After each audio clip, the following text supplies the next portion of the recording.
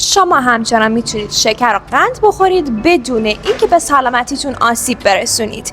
اینا حب قند کم کالریه که نه تنها شکر نداره بلکه با شیرین کننده های شیمیایی هم شیرین نشده. این حب قندها از استویا تهیه شده و کالری کمی داره. این محصول برای چه کسانی مناسبه؟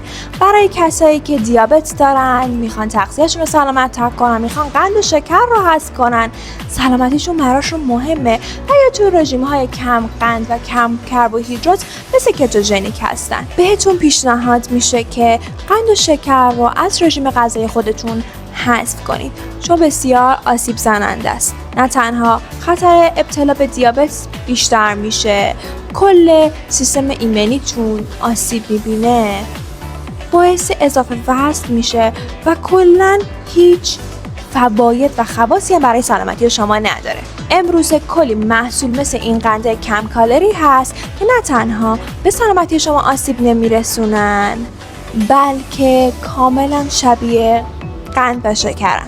این حب قند تو طعم‌های مختلف موجوده. این حب قند با طعم ساده است